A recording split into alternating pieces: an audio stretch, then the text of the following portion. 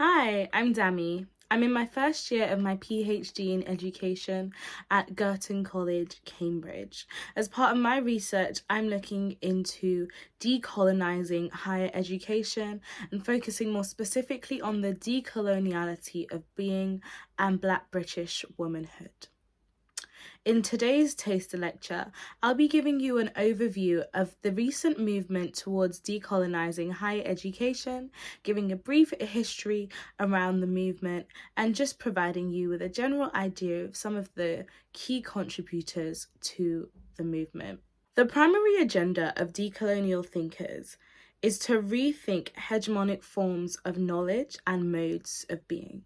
Decolonial thinkers operate on the assumption that coloniality is evident within the modern world and that colonial logic still informs many practices within our world today. Within the context of higher education, decolonial thinkers tend to operate under the assumption that coloniality is evident within the structures and practices of higher education institutions. This can be outlined or more specifically defined as the evidence of colonialism in present day institutions, which can be seen through things like institutional racism and just various forms of white male hegemony. Sylvia Wynter is a core influential thinker within the decolonial school of thought. Many contemporary thinkers draw upon Wynter's work to help them to theorize their thoughts. Wynter's work contributes greatly to our understanding of decolonising higher education, as her work can be used to understand the dominance of rationality and reasoning as defined by the West in higher education. Many practices within higher educational institutions are based upon Western definitions of terms such as rigour and depth. And so within higher education, we see a lot of researchers and students seek to achieve Western definitions of good knowledge. And so epistemologies are often defined in accordance with the Western definition, and diverse epistemologies can sometimes be discounted or discredited due to what is perceived as a lack of rigour. Wynter's work highlights the coloniality of being. One of Wynter's foundational works highlights Man 1 and Man 2. Wynter theorizes that Man 1 was prominent within the period of Renaissance, and Man 2 came into being during the Enlightenment period. Man 2 is seen to exert dominance over Man 1, and the two are often seen to be in contention with one another. Man 2 is defined as the enlightened Western male. Man 2 tends to be seen by the West as the standard for humanity. Those outside of this category tend to be pushed into a matrix slot of otherness. And Wynter notes that often people of colour tend to be put into this matrix slot of otherness, and they fall into a group of other that within the colonial logic is categorized as primitive, backwards, and often even barbaric. Core to the colonial logic is racialization. Wynter's work gives us understanding of the importance of race when it comes to the dominance of coloniality. Racialization and concepts of race have been adopted by the colonial logic in order to perpetuate hegemony and to continue exerting epistemic governance, which I'll go into a little bit later. Wynter notes that racialized stratification was easily adopted within the West due to the binary separations found within Catholicism and Christendom. These separations include the separation of sinner saved, the separation of heathen and believer. For Wynter, these separations led to the dominance of the racialized stratification that we often see evident today. As I mentioned earlier, epistemic governance is something that is core to the decolonial understanding of how to decolonize. Walter Mignolo, who is another influential decolonial thinker, theorizes epistemic governance and violence, and notes that they are overcome through epistemic disobedience and resistance. Epistemic disobedience can be seen as not being restricted by the confines of standard epistemic practices, but forging new modes of knowledge production. Epistemic governance within higher education has contributed to theorizations of race and manifestations of racism, ultimately perpetuating the colonial logic. Mignolo notes that the recent move towards decolonizing within the academic world is due to a decolonial epistemic shift that has been brought on by many factors, some of which include the student protests of 2015 and the Why is My Curriculum White movement, as well as the 2020 anti-Black racism protests. I'll go on to this in more detail later on. Contemporary thinkers that draw on Mignolo's work include Robbie Shilliam.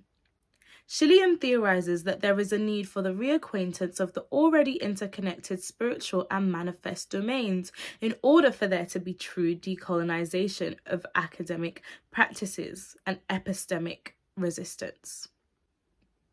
He notes that decolonial research and theorization is not restricted by standard modes of knowing and is not confined by a quest for academic rigor. Rather, it highlights and emphasizes the importance of representing truth and producing data that is representative of reality. Shilliam highlights the need for spiritual theorizations in a manner similar to Blenko. In her 2020 work, Blenko notes that there is a need for researchers to engage in spiritual activism through their theorizations. She highlights the need to engage the spiritual world when it comes to theorizing our academic work. Drawing on the work of Winter, Blenko highlights that rationality and reason have become the god of the Western world, and ultimately a fundamental aspect of what many decolonial thinkers note as colonial modern society. While standard social scientists might use terms such as the age of modernity, decolonial social scientists favor use of the term colonial modernity. This is to emphasize the fact that even today, society is still governed by colonial practices and the colonial logic. Blenko highlights the epistemic violence that is evident within the separation of academic theorization and the spiritual world. When it comes to seeking how to understand higher education, Nisangelo, Bahambra, and their colleagues have made key contributions, particularly within the UK. In their 2018 work, Decolonising the University, they outline many different ways in which we can understand the move towards decolonising the university. They also define 3 different standpoints and views of decolonising higher education, and I'll go on to these definitions later on.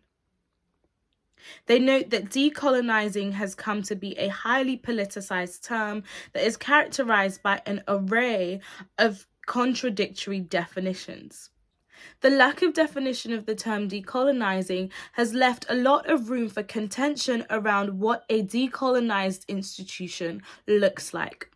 Many struggle to understand what an institution would actually look like when decolonised, and some disfavour the term decolonising because they feel that ultimately it would lead to a dismantling of higher education institutions as we know them today.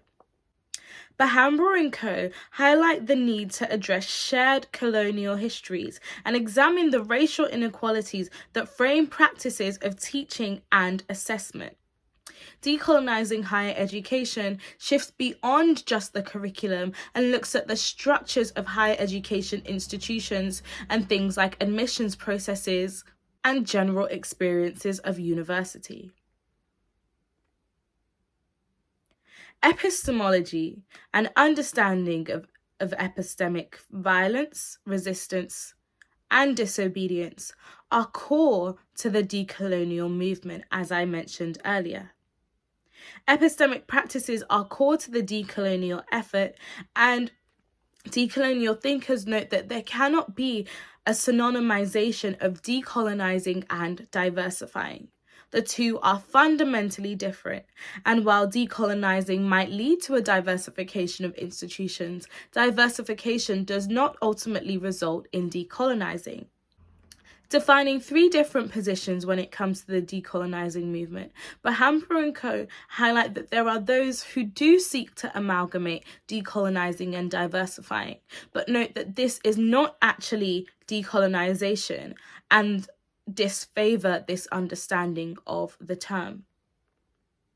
The point to decolonizing, Shaliem says, cannot be reduced to diversifying, for to do so would lead to a silencing of decolonial history and a masking of the barbaric colonial crimes that were committed. A second position outlined by those within the decolonial school of thought is neoliberal drivers of the decolonial logic.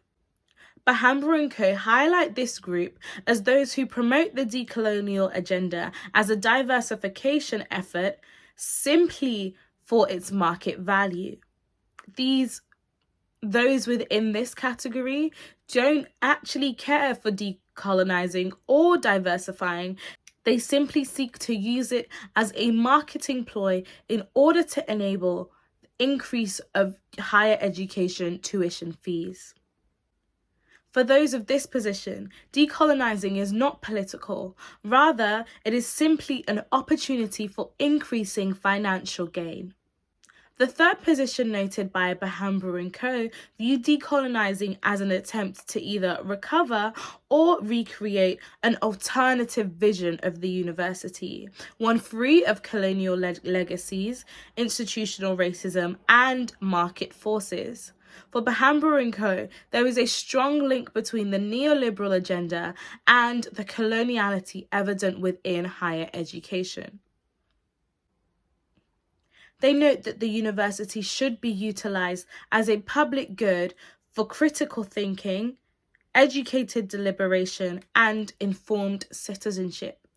For Bahambra and Co., university fees must be free. We saw a similar rhetoric within the 2015 protests to decolonise higher education. In 2015, there was a mass student movement that sought to decolonise higher education and also, in some instances, called for free university fees. The movement started in South Africa, where students called for the removal of a statue of Cecil Rhodes. Famously, the Rhodes Must Fall movement was started in South Africa at the University of Cape Town and came over to the UK at the University of Oxford, where students protested for the removal of the statue of Cecil Rhodes. Unfortunately, the voices of students within the UK were not fully listened to. But during the 2020 protests against anti-Black racism, this movement resurged. Students yet again protested for the removal of the statue of Cecil Rhodes. As a result of the 2020 protests against anti-Black racism, many institutions sought to move towards a more diverse and decolonized mode of existence. This was a great win for those who protested in 2015 and actually saw the increase in moves to diversify curriculums and reading sources. The Why Is My Curriculum White movement that was actually birthed out of the 2015 process sought to understand why there was a lack of diversity within the curriculum. Many thinkers have highlighted that decolonizing and diversifying will ultimately lead to a closure or bridging of the attainment gap between white students and students of ethnic minorities.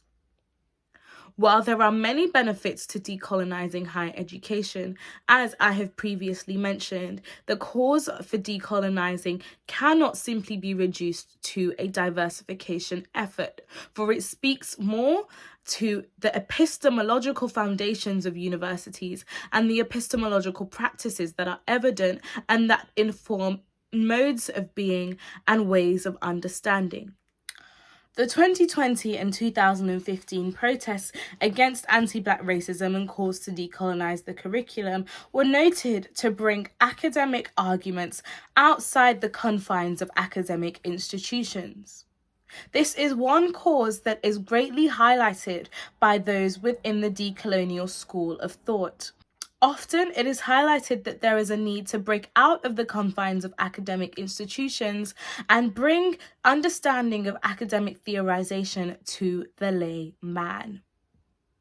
There are a vast range of institutional responses to the student movements that took place in 2015 and 2020. Some institutions implemented research and followed the diversification understanding of decolonising, seeking to diversify reading lists and employ more staff of ethnic minority backgrounds. While this was seen as a great achievement and great move for those who seek the diversification of academia, when it comes to decolonising higher education, doesn't necessarily do much. Decolonising higher education also involves the involvement and the favouring of knowledges that are not necessarily produced in the West. Being an ethnic minority doesn't automatically provide somebody with a decolonised understanding or epistemic framework. If somebody was educated within the West and has gone through a system of education that promotes and perpetuates the colonial logic, then they are likely to do the same. However, this does not mean that those educated within the West automatically perpetuate the colonial logic. Through seeking to implement and build upon decolonial modes of knowing, anybody can help to decolonize higher education. Although many institutions have sought to decolonize and diversify recently, there has been little in the way of change due to the lack of understanding of what a decolonized higher education institution looks like. This highlights the need for further research into decolonizing higher education to increase institutional understanding of how to actually decolonize and empower more researchers to engage in decolonial thought and practices. In today's Taster Lecture, I've highlighted for you some decolonial thinkers, taking you through some definitions and theorizations of decolonizing, mentioned some student movements that have contributed to the decolonization of higher education, and taking you briefly through some institutional responses. If you have any comments or questions, be sure to pop them down below. I'd also love to hear what you learnt from today's session, and I'll be sure to check the comments.